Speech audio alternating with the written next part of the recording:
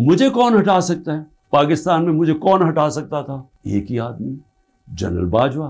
Cipher तो general Bajwa के लिए है। पाकिस्तान तेहरिके इनसाफ पिटिआई दलेर प्रतिष्ठाता इमरान खान বিরোধীদের সঙ্গে আলোচনার জন্য প্রস্তুত, তবে তিনি কোনো চুক্তি করতে চান না।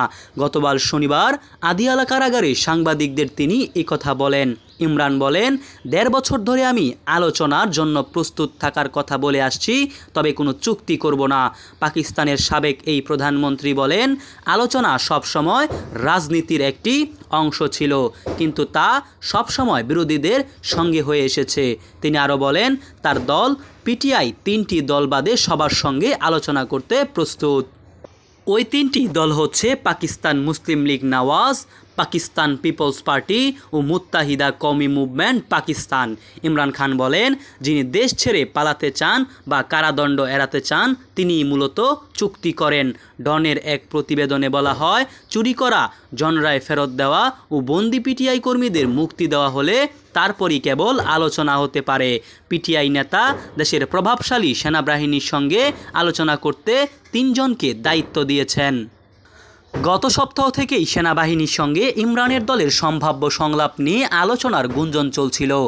পাকিস্তানের সংবাদ মাধ্যমে বলা হয়, পিটিআইয়ের প্রতিষ্ঠাতা ইমরান খান এস্টাবলিশমেন্ট তথা সামরিক বাহিনীর সঙ্গে আলোচনা করতে খাইবার পাখতুনখাওয়ার মুখ্যমন্ত্রী আলী আমিন গান্দাপুর, জাতীয় পরিষদের বিরোধী নেতা ওমর আইয়ুব খান এবং সিনেটের বিরোধী দলের নেতা শিবলি ফারাজকে দায়িত্ব দিয়েছেন।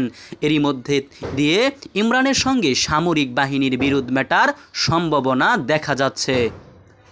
কারাবন্দী নেতা ইমরান খান বলেন, আমি ৩ জনকে আলোচনার জন্য দায়িত্ব দিয়েছি, কোনো চুক্তি করার জন্য নয়। ইমরানের অভিযোগ করে বলেন, তুষাখানা নিয়ে তার বিরুদ্ধে ৪র্থ মামলার প্রস্তুতি নিচ্ছে সরকার, তাদের উচিত সব মামলা একসঙ্গে করা।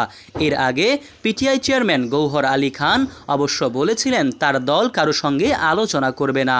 এ নিয়ে কাউকে কোনো বার্তাও দেওয়া হয়নি।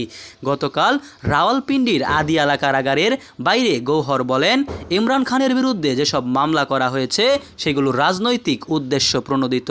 ইমরান খান বিচার বিভাগকে দ্রুত তার মামলাগুলোর রায় দিতে অনুরোধ করেছেন। ইমরানের কথায় সুর মিলিয়ে গৌহর আলীও বলেন, ৩ নেতাকে আলোচনার জন্য বলা হয়েছে, কিন্তু তারা কোনো চুক্তি করবে না। মোহাম্মদ সাইম সরকার, নিউজ বাংলাদেশ 64।